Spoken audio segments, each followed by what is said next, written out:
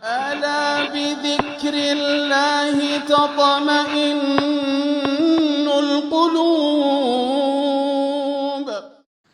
السلام عليكم ورحمة الله وبركاته.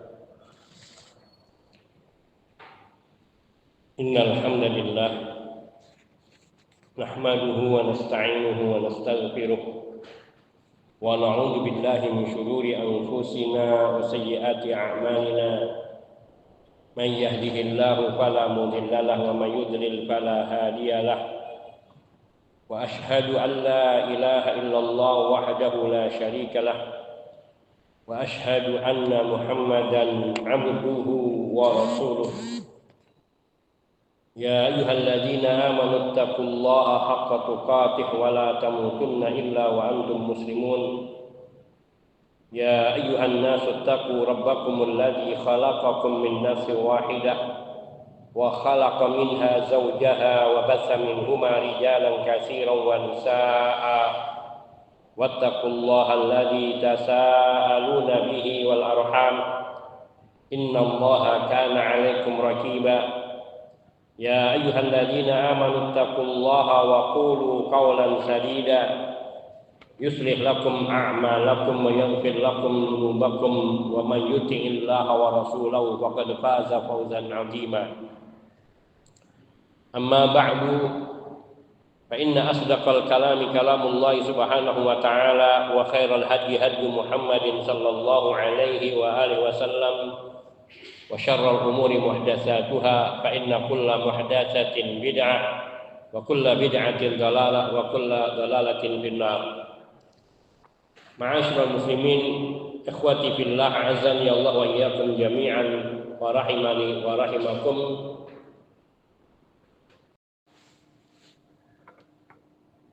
Dan di antara yakni buah dari ar-raja telah kita sebutkan terdahulu sampai dengan 11 poin, dan kita masuki poin ke-12, buah dan pengaruh daripada ar-raja terutama pada perilaku, yaitu annallaha ta'ala yuridu min 'abdihi takmila maratibil 'ubudiyah. Dengan adanya pengharapan yang Allah yakni perintahkan pada hamba untuk mengharap, karena Allah Subhanahu wa taala menginginkan dari hambanya yaitu kesempurnaan atau penyempurnaan tingkat ubudiyahnya. Maknanya kita diperintahkan oleh Allah Subhanahu wa taala untuk menyempurnakan tingkat ubudiyah kita kepada Allah dengan penuh pengharapan di dalam kehidupan kita. Sebab dengan kita menyempurnakan penghambaan, dengan kita mengharapkan Allah Azza wa Jalla di setiap keadaan, di saat itu kita meningkatkan ubudiyah kita kepada Allah secara sempurna. Sebab hakikat daripada ar-raja berpengharapan adalah juga ubudiyah kepada Allah, penghambaan diri kepada Allah, dan bahkan ia perwujudan daripada tauhid yang hakiki, perwujudan daripada tauhid yang hakiki. Karena di dalam ar-raja itu terkandung amalan-amalan hati, termasuk di dalamnya adalah ketundukan, penghinaan diri atau kehinaan di hadapan Allah, ketidakmampuan diri kita atas segala sesuatu kecuali dengan pertolongan Allah.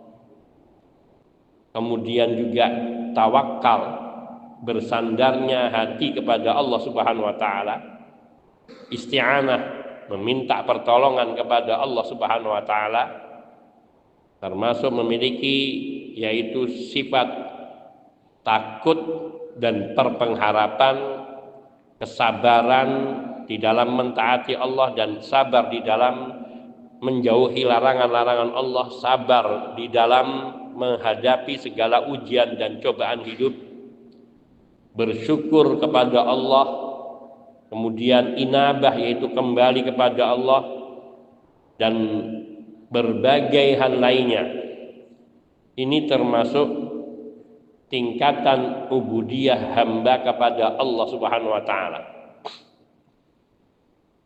Maka Allah Subhanahu wa taala kadang uji hamba dengan kekurangan-kekurangan di dalam pengamalan, seperti terjatuhnya di dalam dosa.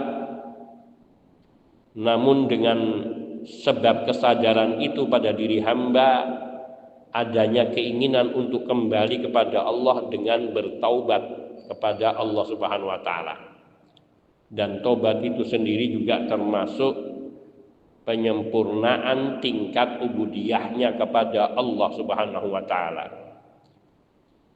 Sebagaimana juga hamba apabila dia ditimpa suatu cobaan pada kesehatannya, kadang juga pada hartanya, maka ujian dan cobaan ini juga yang kadang akan mendorong hamba untuk yaitu merendahkan dan menghinakan dirinya di hadapan Allah Subhanahu wa taala. Ketika dia tidak dapat memperoleh solusi jalan keluar dari masalah yang dihadapinya, bila dia beriman kepada Allah, maka dia hanya akan kembali kepada Allah, yaitu dengan berdoa, memohon kepada Allah. Dan ini juga menunjukkan pengharapannya kepada Allah Subhanahu wa taala, ketundukannya dan kepatuhannya terhadap Allah Subhanahu wa taala. Karena Allah Tabaraka wa taala tidaklah menimpakan satu ujian dan cobaan kepada seorang hamba selain yakni agar hamba itu kembali kepada Allah Subhanahu wa taala. Bukan karena Allah ingin menghinakan, merendahkan, menghancurkan diri hamba, tapi justru sebaliknya Allah ingin mengangkat derajat hamba. Ketika dia merasa dirinya berdosa, dia merasa dirinya tidak berdaya menghadapi ujian cobaan dari takdir Allah Subhanahu wa taala, maka dia akan kembali kepada Allah Subhanahu wa taala. Namun hamba justru yang tidak pernah merasa berbuat dosa, yang tidak pernah merasa salah, maka justru dia akan semakin sombong dan menjauh dari Allah Subhanahu wa taala, dan akan menghinakan dan merendahkan manusia lainnya. Kondisi orang mukmin dan hamba yang beriman selalu di antara amalan-amalan hati tersebut, sebagaimana yaitu disabdakan oleh Nabi Shallallahu Alaihi Wasallam dalam hadis yang diriwayatkan oleh Imam Muslim dari hadisnya Suhaib. Nabi Shallallahu Alaihi Wasallam bersabda, ajaban li amril mu'min, inna amrahu kullahu khairun, wa laysa dzaka li ahadin illa lil mu'min, in asabathu sarra'u syakara fakana khairan lah, wa in asabathu dharra'u sabara fakana khairan lah. Sungguh menakjubkan urusan seorang mukmin. Sungguhnya seluruh urusan orang mukmin itu baik. Inna amrahu kullahu khair. Semua keadaan orang mukmin itu selalu dalam keadaan baik selalu. Itu orang mukmin. Walaysa dzaka li ahadin illa lil mu'min. Kondisi yang baik seperti ini tidak dimiliki oleh seorang pun kecuali oleh orang yang beriman, yaitu yang sempurna imannya, yang baik imannya. Bagaimana kondisi orang mukmin yang selalu baik, yang dikatakan oleh Nabi Shallallahu Alaihi Wasallam yang tidak ada seorang pun yang memiliki kebaikan seperti orang mukmin ini, yaitu in asabathu sarra syakara. Kalau dia diberi kebaikan, kemudahan, kesenangan, syakara, dia akan bersyukur kepada Allah. Alhamdulillah. Fakana khairan lah, maka bersyukurnya hamba mukmin atas suatu kenikmatan, kemudahan, kebahagiaan, itu adalah satu kebaikan pada diri orang mukmin. Wa in asabathu dharra'u sabara. Juga ketika dia ditimpa kesulitan, kesempitan, dia bersabar. Dia ikhlas menerima ujian dan cobaan itu dan mengembalikannya kepada Allah. fakana khairan lah, dan keadaan bersabarnya orang mukmin dari ujian cobaan itu juga merupakan kebaikan pada diri orang mukmin. Maka orang mukmin yang hakiki adalah yang selalu berada di antara syukur dan sabar, dan itu adalah suatu kebaikan. Orang mukmin selagi dia syukur dan sabar, maka dia akan selalu baik. Dan kondisi syukur dan sabar inilah yang juga akan meningkatkan tingkat dan derajat ubudiyahnya, penghambaannya, ibadahnya kepada Allah Subhanahu wa ta'ala. Oleh karena itu, sekiranya orang mukmin di dalam seluruh keadaannya ia selalu di dalam ketaatan, tanpa ada kekurangan dalam ibadahnya, tanpa pernah melakukan dosa, maka yang demikian ini akan membuat seseorang itu tertipu, terpedaya, merasa ujub, bangga diri, merasa dirinya suci, merasa dirinya sudah sempurna. Walaysa makna dzalika yudniba wa yata'ammad al-ma'siyah, yakni bukan berarti dimaksudkan di sini seseorang kemudian silahkan dia meniatkan diri untuk bermaksiat, bukan. Menyengaja untuk bermaksiat, bukan. Menyengaja untuk berbuat dosa, bukan. Yang kemudian ia dengan saya ingin berbuat dosa supaya saya merasa hina lalu saya akan bertobat, bukan. Akan tetapi bahwa sungguhnya maksudnya bahwa pasti seorang manusia itu akan melakukan kesalahan. Dia akan melakukan terjatuh kepada kekurangan, terjatuh kepada kemaksiatan. Maka yang baik pada diri orang mukmin ketika dia terjatuh kepada dosa atau kemaksiatan, segera kembali kepada Allah dengan bertaubat. Maknanya dia menyadari akan kekurangannya. Sedangkan orang yang ia merasa dirinya dalam ketaatan, dia tidak menyadari adanya dosa dan kekurangan yang dilakukannya. Bukan, hakikatnya bukan tidak pernah berdosa, karena tidak ada manusia yang tidak berdosa. Siapapun, bahkan Nabi Shallallahu Alaihi Wasallam melakukan kesalahan, tetapi Allah mengampuninya dan Allah meluruskannya. Hal-hal yang sangat kecil, yang mungkin itu bagi kita bukan dosa, tetapi bagi Nabi kadang-kadang dirasa itu suatu dosa Sallallahu Alaihi Wasallam. Tapi Allah Subhanahu Wa Taala telah mengampuni, ghafara ma taqaddama wa ma ta'akhkhara min dzambi. Allah sudah berjanji untuk mengampuni semua dosa-dosa Nabi Sallallahu Alaihi Wasallam yang terdahulu maupun yang akan datang, sehingga tidaklah Nabi terjatuh kepada dosa yang besar. Namun kadang melakukan satu kesalahan yang kemudian Allah langsung tegur dan Allah ampuni kesalahannya, seperti ketika Nabi Shallallahu Alaihi Wasallam misalnya mengharamkan madu karena kecemburuan sebagian istri beliau terhadap yakni istri yang lainnya. Maka Nabi sampai pernah menginginkan untuk mengharamkannya, dan Allah Subhanahu Wa Taala menegur, ya ayuhan nabi lima tuharrimu ma ahallallahu laka tabtagi mardata azwajik. Wahai Nabi Sallallahu Alaihi Wasallam, mengapa engkau mengharamkan apa yang sudah dihalalkan oleh Allah kepadamu hanya semata-mata karena ingin mencari keridhaan istri-istrimu? Allah menegur. Dan itulah ismahnya Nabi Sallallahu Alaihi Wasallam, kemaksuman Nabi Sallallahu Alaihi Wasallam, yaitu tidak mungkin terjatuh ke dalam dosa-dosa secara terus-menerus ataupun dosa yang besar, kekeliruan yang segera diluruskan oleh Allah Subhanahu Wa Taala dan diampuni dosanya.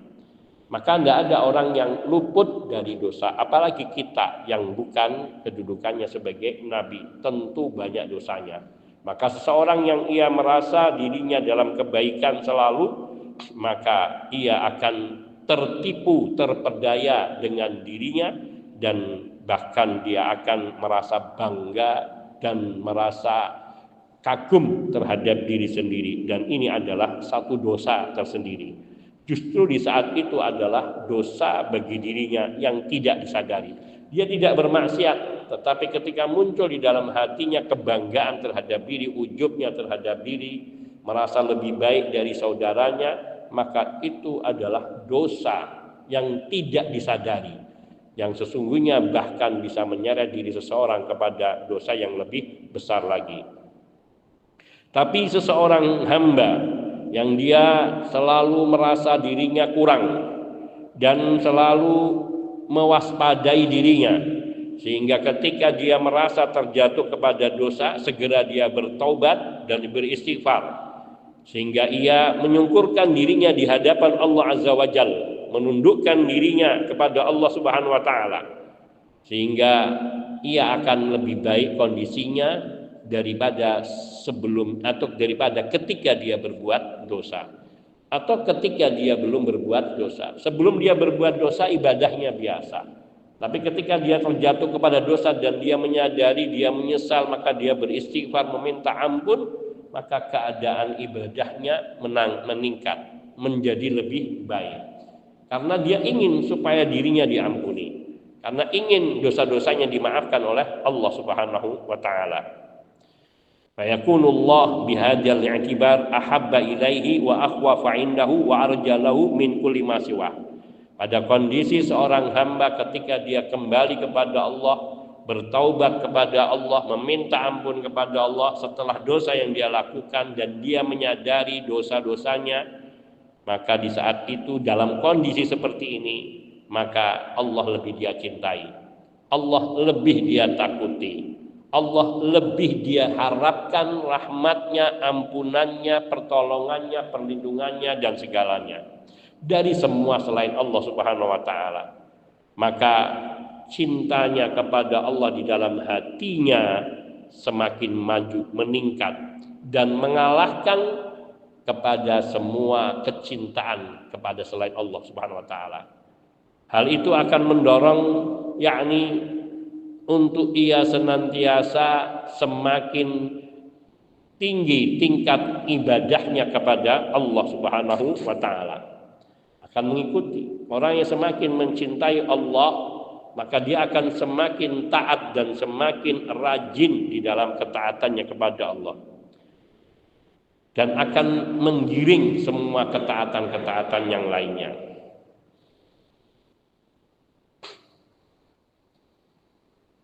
Inilah tingkatan ubudiyah pada diri hamba yang ditumbuhkan dari amalan-amalan hati, termasuk di dalamnya adalah ar-raja, yang sehingga maknanya bahwa ar-raja orang yang memiliki pengharapan selalu kepada Allah, pengharapan selalu kepada Allah, maka dia akan selalu meningkat tingkat ubudiyahnya, tingkat ibadahnya kepada Allah Subhanahu wa taala. Sebagaimana juga rasa takutnya kepada Allah akan terus semakin meningkat, yang mendorongnya akan semakin berhati-hati di dalam beramal ibadah, dalam bermuamalah. Yakni dia akan takut kalau sampai terjatuh di dalam dosa dalam semua sisi kehidupannya. Takut kalau terjatuh di dalam dosa terhadap saudaranya karena kedoliman, karena berbuat zalim terhadap saudaranya, sehingga dia akan selalu berhati-hati untuk tidak menyakiti saudaranya. Takut kalau dia mendapatkan penghasilan yang haram, sehingga dia akan berhati-hati selalu di dalam mencari penghasilan di dalam usahanya, sehingga apa yang dia hasilkan dia selalu berharap ia adalah dari sesuatu yang halal.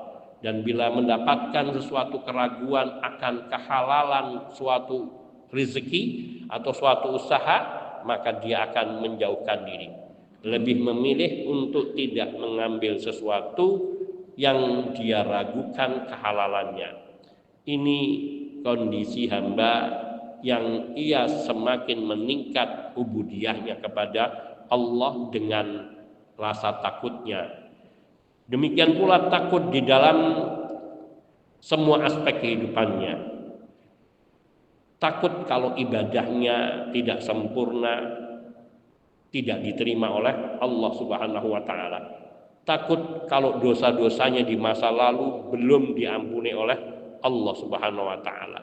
Itu semua akan mendorongnya untuk senantiasa memperbanyak istighfarnya, memperbanyak permohonan ampunan dan taubatnya kepada Allah Subhanahu wa taala, sehingga ia benar-benar akan mewujudkan ketauhidannya di dalam menghambakan diri kepada Allah Subhanahu wa taala, terutama di dalam hatinya dan yang direfleksikan di dalam perilaku dan kehidupannya.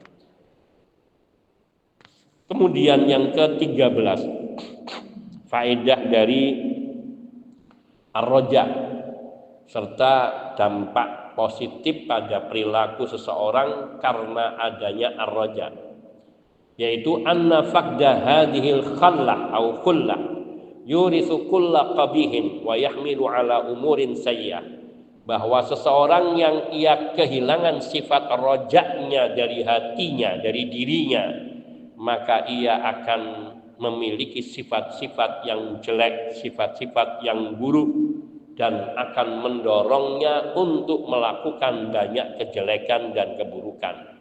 Karena dia nggak punya pengharapan. Dia akan melakukan perbuatan dolim. Contohnya seperti yang difirmankan oleh karena itu Allah Ta'ala berfirman dalam surat Yunus ayat 11, فَنَذَرُ الَّذِينَ لَا يَرْجُونَ لِقَاءَنَا فِي طُغْيَانِهِمْ يَعْمَهُونَ. Maka kami akan membiarkan orang-orang yang tidak memiliki pengharapan untuk berjumpa dengan kami, yakni dia tidak memiliki harapan mendapatkan pahala dari Allah ketika yaumul kiamah nanti. Maknanya dia tidak percaya terhadap adanya hari akhirat dan tidak memiliki rojak di dalam hatinya, di dalam kehidupannya. Maka kami biarkan orang-orang yang seperti ini berada di dalam kesesatannya, perbuatannya yang melampaui batas, dalam kondisi ya'mahun, tidak punya arah, terombang-ambing. Ini kondisi orang yang tidak punya pengharapan. Dia akan terombang-ambing hidupnya, tidak punya tujuan yang jelas di dalam kehidupannya. Maka orang yang kehilangan sifat roja, dia hanya akan mendapatkan banyak bencana dan kerusakan.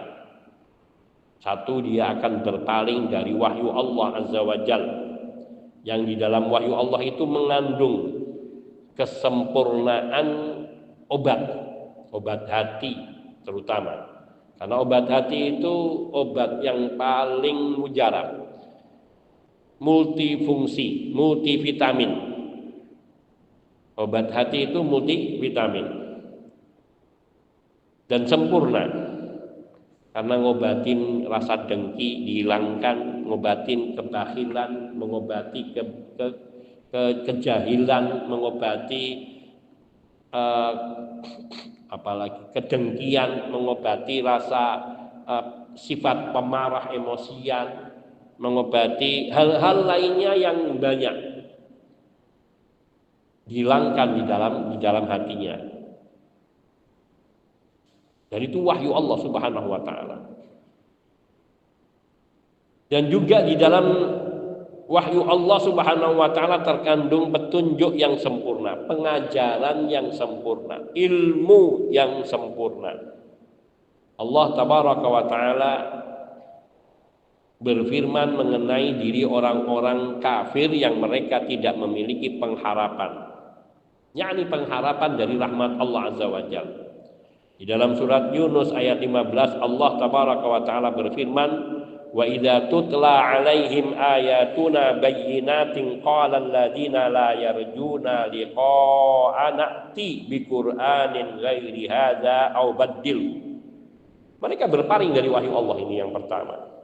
Apabila dibacakan kepada orang-orang kafir ayat-ayat kami yang sangat terang dan jelas isinya dan kebenaran-kebenaran yang terkandung di dalamnya, maka orang-orang yang mereka tidak mengharapkan perjumpaannya dengan kami akan mengatakan, datangkan kepada kami selain Quran ini atau ganti Quran ini. Yakni mereka tidak menginginkan wahyu dari Allah Subhanahu wa taala. Demikian pula pada diri orang-orang yang dia melabelkan, menisbatkan dirinya sebagai muslim, akan tetapi dia tidak menerima wahyu Allah Azza wa Jalla. Dan ini banyak di zaman kita, wal'iyadu billah wa nastaghfirullahal adzim wa natubu ilaih, yaitu kaum munafikun. Mereka ini muslim, tapi mereka tidak menerima apa yang ada dalam Al-Quran tanpa mereka sadari. Dan juga mereka tidak menerima apa yang datangnya dari Nabi Sallallahu Alaihi Wasallam yang sahih. Mereka hanya menerima apa kata orang yang dia percayai. Apa kata orang yang dia muliakan, dia tuakan, dia agungkan. Meskipun perkataannya bertentangan, pengajarannya bertentangan dengan apa yang ada di dalam kitabullah Al-Quran dan di dalam sunnah Rasul Sallallahu Alaihi Wasallam. Sehingga ketika diingatkan dengan ayat dari Allah, dia tidak peduli, tidak menggubris. Dibacakan hadis dari Rasulullah Sallallahu Alaihi Wasallam yang menasehati dirinya dari kekeliruannya, dia tidak peduli. Yang terpenting bagi dia adalah yakni apa yang datangnya dari orang yang dia alimkan, orang yang dia ulamakan, meskipun sebenarnya mungkin mereka belum mencapai derajat ulama. Dan ini betul-betul terjadi, dan itu yang kita sayangkan. Wa nastaghfirullahal-adzim li lana wa lahum. Dan semoga Allah memberikan hidayah kepada mereka dan kepada kita, hadana wa iyyahum. Betapa mereka ini karena kejahilan terhadap dasar dan prinsip-prinsip Islam, bahwa sumber kebenaran dan sumber jalan kebahagiaan adalah semata-mata apa yang Allah firmankan di dalam kitab sucinya dan apa yang disabdakan oleh nabinya Sallallahu Alaihi Wasallam. Dan memahami keduanya pun tidak boleh seenaknya, harus mengikuti bagaimana para sahabat radhiyallahu ta'ala anhum memahami Al-Quran dan memahami As-Sunnah. Kenapa kok harus mengikuti pemahaman para sahabat? Karena Al-Quran ada banyak lafaz-lafaznya maupun hadis Nabi banyak lafaz-lafaznya yang bisa memungkinkan seseorang memaknai apa yang tidak diinginkan oleh Allah dan Rasul Sallallahu Alaihi Wasallam. Seperti contohnya Allah Tabaraka wa Ta'ala berfirman dalam Al-Quran, "Uzkuruni fadhkurullaha katsiran bukratan wa asira." Banyak-banyaklah berzikir kepada Allah pagi maupun petang. Ayat ini kalau tidak ada keterangan dari Nabi dan bagaimana para sahabat memahaminya, maka tidak salah orang-orang yang mereka melakukan zikir apa saja, kapan saja. Wong perintahnya Allah, uzkurullaha dzikran katsiran. Berzikirlah kepada Allah yang banyak. Caranya bisa sesuka kita, kumpul bareng-bareng kita zikir berkaitan dengan kematian seseorang selama 3 hari, 7 hari, atau pada hari ke-40-nya atau ke-100-nya. Lu ada perintahnya berzikirlah kepada Allah, perintahnya berdoa. Ini maknanya ayat-ayat yang serupa ini kalau tidak dipahami mengikuti para sahabat memahaminya atau sebagaimana yang dicontohkan bentuk pengamalannya oleh Rasulullah SAW, maka semua orang bisa mengarang zikir. Semua orang bisa membuat zikir dari dirinya sendiri. Dan akan fatal. Syariat ini akan saling bertabrakan satu dengan yang lain dan tidak ada keselarasan dan kesamaan. Satu contoh zikir ba'da sholat fardu. Ada nggak contoh dari Nabi Sallallahu Alaihi Wasallam? Ada. Nabi Sallallahu Alaihi Wasallam mencontohkan zikir-zikir apa saja yang dibolehkan untuk dibaca. Dan para sahabat radhiyallahu ta'ala anhum, mereka adalah orang-orang yang merefleksikan, mengimplementasikan apa yang diamalkan Nabi Shallallahu Alaihi Wasallam setelah selesai sholat fardunya di dalam kehidupan mereka, dan itu pula yang mereka ajarkan kepada generasi berikutnya. Dan oleh sebab itu sampai kepada kita riwayat-riwayat yang sahih dari Nabi Shallallahu Alaihi Wasallam mengenai zikir yang dibaca Nabi.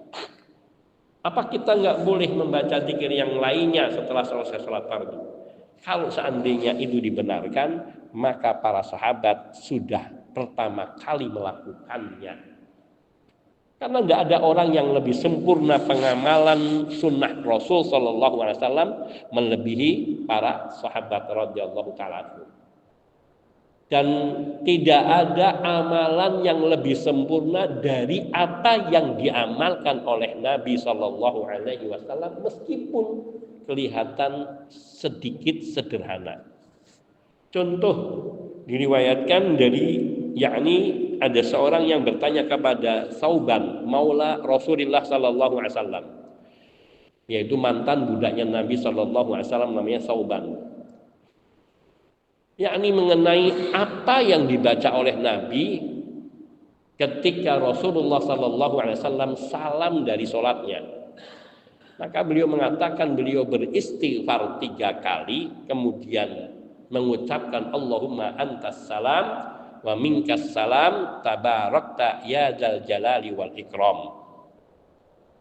Panjang apa pendek? Pendek. Allahumma antas salamnya. Sekarang istighfarnya. Apa kata si penanya dari tabi'in kepada Sauban? Kaifa yastaghfiru Rasul sallallahu alaihi wasallam? Kaifa istaghfara Rasulullah sallallahu alaihi wasallam? Bagaimana Rasulullah beristighfar 3 kali itu? Apa kata Sauban? Beliau mengucapkan astaghfirullah, astaghfirullah, astaghfirullah. Ada enggak tambahannya? Tidak. Bagaimana kalau kita tambahkan? Berarti menganggap dirinya lebih baik dari Nabi. Berarti dia menganggap Nabi tidak melakukan yang terbaik. Berarti dia menganggap apa yang disampaikan Nabi kurang baik atau kurang lengkap. Atau bahkan mungkin saja bisa seperti perkataan Imam Malik, berarti dia telah menuduh Nabi menyembunyikan yang baik. Berkhianat di dalam menyampaikan risalah.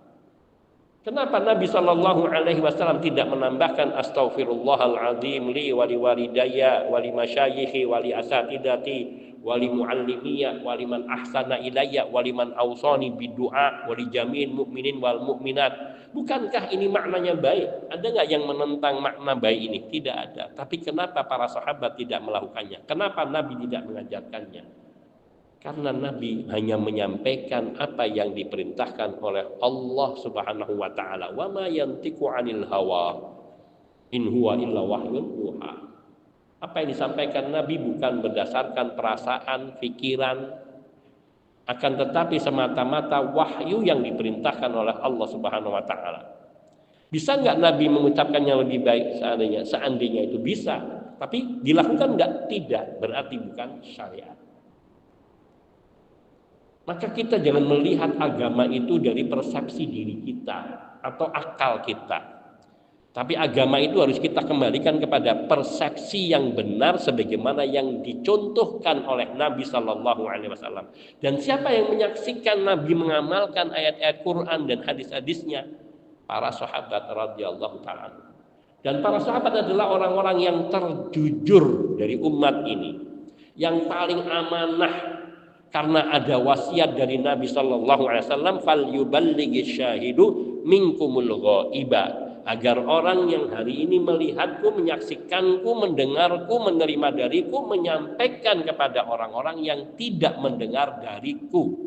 Baik yang masih hidup bersama Nabi juga, yang karena udzur tidak hadir dalam satu majelis, ataupun untuk generasi-generasi yang datang sesudah wafatnya Nabi Sallallahu Alaihi Wasallam yang tidak berjumpa dengan Nabi Sallallahu Alaihi Wasallam. Maka mereka para sahabat hanya mengamalkan apa yang mereka dengar dan mereka lihat secara langsung dari amalan Rasulullah Sallallahu Alaihi Wasallam. Maka cukup. Tidak usah kita merasa lebih baik dari Nabi. Tidak usah kita merasa kurang dengan amalannya sedikit. Saya masih mampu yang lebih. Tidak. Abdullah bin Amr bin As radhiyallahu taala anhuma ketika beliau bersemangat ibadah puasa tidak pernah buka setiap hari. Bangun malam setiap malam, menghatamkan Quran setiap hari. Nabi justru melarangnya dan mengajari minimal semaksimal ibadah puasamu puasa Daud, sehari puasa, sehari berbuka. Maksimal menghatamkan Quranmu, yakni selain Ramadan, yakni 3 hari hatam, maksimal 3 hari hatam. Bangun malamnya diperintahkan kau juga tidur, jangan semuanya malam, karena ada hak pada matamu, dirimu, kesehatanmu, dan istrimu. Itu sahabat Nabi radhiyallahu anhu. Ketika mereka untuk menumbuhkan, bukan tidak pernah ada pikiran dari para sahabat melakukan hal yang terbaik, ada, tapi di situ ada pengajaran dari Nabi. Dan itu maknanya apa? Apa yang dilakukan seorang sahabat yang salah segera ditegur oleh Nabi SAW. Dan selalu akan ada yang memberitahukan kepada Nabi SAW. 3 orang sahabat Nabi radhiyallahu ta'ala anhum yang datang kepada salah satu istri Nabi radhiyallahu ta'ala anha, menanyakan bagaimana ibadahnya Nabi SAW. Begini dan begitu, Nabi sholat dan tidur, Nabi ya berpuasa, kadang-kadang tidak berpuasa. Mereka merasa taqallah, menganggap ibadah Nabi sedikit.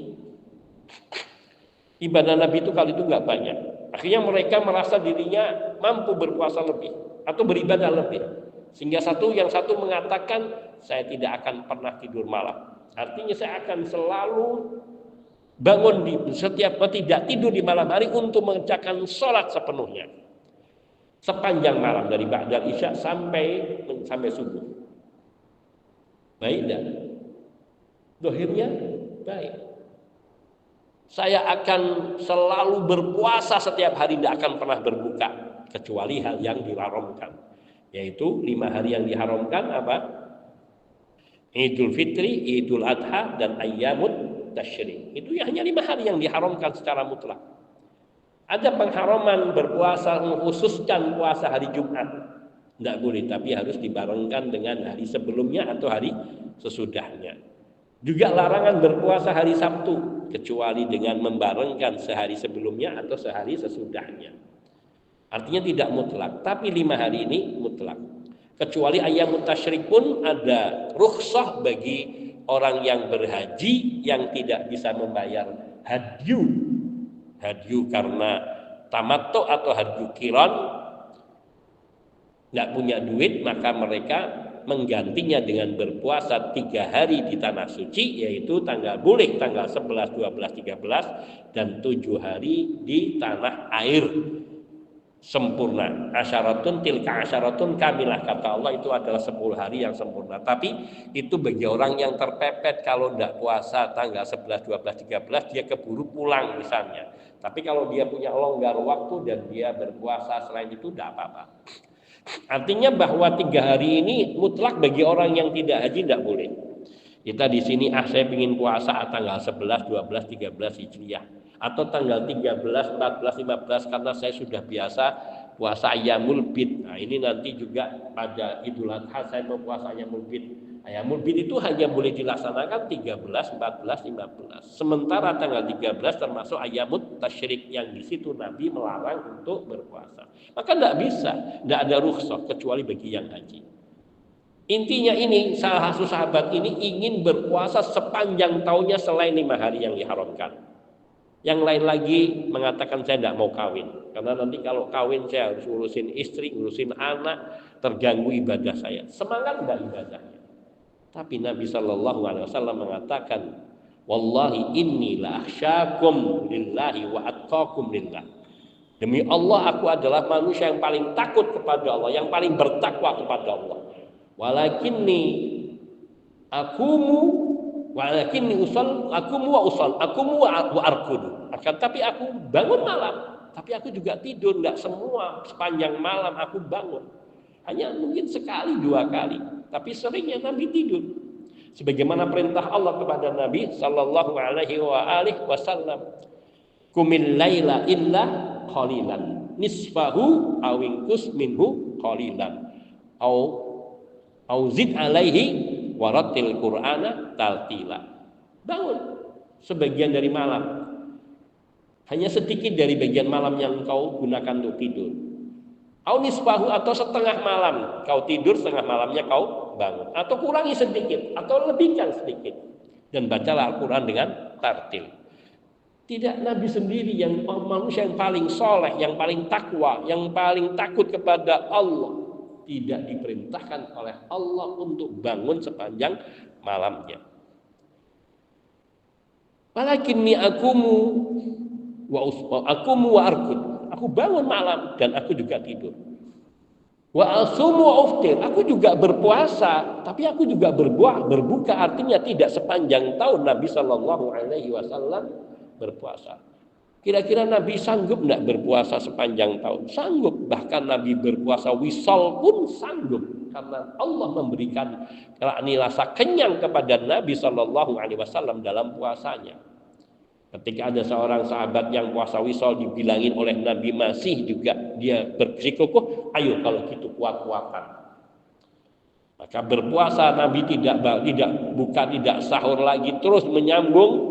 Tapi kebetulan ketemu dengan Idul Fitri. Maka kata Nabi, kalau tidak karena Idul Fitri akan saya sambung. Sampai mana kamu kuat? Makanya Nabi SAW maknanya beliau sanggup untuk berpuasa sepanjang tahun. Tapi dilakukan enggak. Yang beliau katakan, wa asumu wa uftir. Aku berpuasa, tapi aku juga berbuka. Kadang Nabi, seperti dikatakan oleh Aisyah radhiyallahu ta'ala anha wa sallallahu wasallam alaih, di bulan Sya'ban hampir seolah-olah tidak berbuka. Hampir seolah-olah menyambung dengan puasa Ramadan. Yakni hanya sedikit hari yang beliau berbuka. Tapi banyak dan tidak jarang pula Nabi selama Sya'ban hampir seolah-olah tidak pernah puasa. Saking sedikitnya beliau berpuasa di bulan Sya'ban, mungkin hanya ayyamul bidnya saja atau 3 hari saja. Ini menandakan Nabi Shallallahu Alaihi Wasallam beliau tidak selalu berpuasa, dan beliau mengingkari orang yang menginginkan meniatkan diri untuk berpuasa sepanjang tahunnya. Wa atazawwajun nisa, aku juga menikahi banyak wanita. Yang mengisyaratkan orang yang ia ingin tabattul itu apa namanya? Membujang. Ini juga bukan bagian dari ajaran Nabi Shallallahu Alaihi Wasallam yang beliau katakan an-nikahu sunnati. Nikah itu adalah sunnahku, tuntunan dan ajaranku. Faman raghiba an sunnati falaysa minni. Orang yang tidak suka dengan pola hidup ajaranku, tidak mengikuti tuntunan ajaranku dan jalan hidupku, falaysa minni, dia bukan dari golonganku. Maka maknanya sumber agama itu adalah apa yang diajarkan oleh Rasul Shallallahu Alaihi Wasallam. Dan itu mereka adalah orang-orang yang pertama yang tidak punya pengharapan adalah orang yang tidak menerima wahyu dari Allah. Karena kepada siapa kita mau berharap kalau bukan hanya kepada Allah Subhanahu wa Ta'ala? Untuk siapa kita sholat? Untuk siapa kita berpuasa? Untuk siapa kita beribadah sepanjang hayat kita? Untuk Allah. Inna sholati wa nusuki wa mahyaya wa mamati lillahi rabbil alamin. Hanya untuk Allah Subhanahu wa Ta'ala, tidak untuk seorang pun dari makhluk-makhluk Allah Subhanahu wa Ta'ala. Maka manusia yang tidak punya pengharapan kepada Allah, dia kehilangan pengharapan, maka dia akan berpaling dari wahyu Allah Subhanahu wa Ta'ala. Dan seperti orang kafir yang ia mengatakan iti bi Qur'anin ghairi hada, dapatkan Quran tapi jangan yang ini. Atau ganti Qurannya, jangan Quran ini. Kenapa? Karena keberatan dengan wahyu Allah. Dan itu ada orang-orang mukmin yang tidak secara tidak langsung dia membaca Al-Quran, bahkan menghatamkan Quran, bahkan menghafalkan Quran. Tapi ketika dibacakan ayatnya, dimaknai ayatnya, bertentangan dengan amalannya, dia tolak. Kenapa? Karena nggak sesuai dengan apa yang sudah diwarisi oleh nenek moyang pendahulunya. Wal'iyadu billahi rabbil alamin. Maka orang-orang yang mengucapkan serupa ini, yaitu dalam bentuk penolakan dan kesombongan terhadap apa yang dibawa oleh Rasul Shallallahu Alaihi Wasallam berupa wahyu yang diturunkan oleh Allah Subhanahu Wa Taala, keadaan mereka ini berpaling dari jalan-jalan kebenaran, dari mengikuti kebenaran, dari petunjuk dan jalan yang membawa kepada keselamatan, dan mereka lebih mengikuti hawa nafsu. Ittiba'ul hawa, semata-mata karena memperturutkan hawa nafsu. Wahakadha yu'aqabu kullu man a'rada amma huwa bisadadihi mimma khutiba au tuliba bihi. Maka demikianlah setiap orang yang berpaling dari sesuatu yang sungguhnya ia dititahkan dan dituntut oleh syariat, tapi dia berpaling, maka dia pasti akan dihukum oleh Allah Subhanahu wa taala. Dihukumnya bentuknya apa? Syughluhu bi ghairi mimma ya'udu alaihi bid-dharar wad-dhalal jazaan wifaqa. Balasan hukumannya itu tidak langsung. Bentuknya apa? Dibuat hatinya lebih sibuk dengan hal-hal yang justru akan mendatangkan madarat bagi dirinya, yaitu berpaling dari kebenaran, menolak kebenaran yang datang kepadanya, wa'iyadzubillah, sehingga membawanya kepada kesesatan. Dan itu kata yakni al-muallif hafizahullah ta'ala, jazaan wifaqa, itu adalah balasan yang setimpal dengan orang yang tidak mau menerima kebenaran yang datangnya dari Allah dan Rasulnya sallallahu alaihi wa alihi wasallam. Hadza wa naktafi, masih banyak dalam poin yang ke-13 ini. Wa insyaallah kita lanjutkan pada pertemuan berikutnya biidznillah taala. Semoga Allah Subhanahu wa taala senantiasa membimbing kita, menundukkan hati kita untuk hanya taat kepada Allah dan Rasulnya sallallahu alaihi wasallam, dan untuk hanya selalu mengharapkan pahala dari Allah, mengharapkan ampunan dari dosa-dosa Allah, mengharapkan keselamatan di dunia maupun di akhirat, mengharapkan karunia rahmat di dunia dan juga pengampunan dan surga Allah Subhanahu wa taala. Dan semoga Allah memberikan kepada kita jalan istiqamah untuk senantiasa taat di atas iman dan tauhid dan sunnah dan takwa, dan mewafatkan kita dalam keadaan husnul khatimah. Hadza Allahumma rabbana taqabbal minna innaka antas samiul alim wa tub alaina innaka antat tawwabur rahim. Rabbana atina fid dunya hasanah wa fil akhirati hasanah wa qina adzabannar. Wa sallallahu wasallam ala nabiyyina Muhammadin wa alihi wa sahbihi ajmain walhamdulillahi rabbil alamin. Subhanakallahumma bihamdika asyhadu an la ilaha illa anta astaghfiruka wa atubu ilaik. Assalamualaikum warahmatullahi wabarakatuh.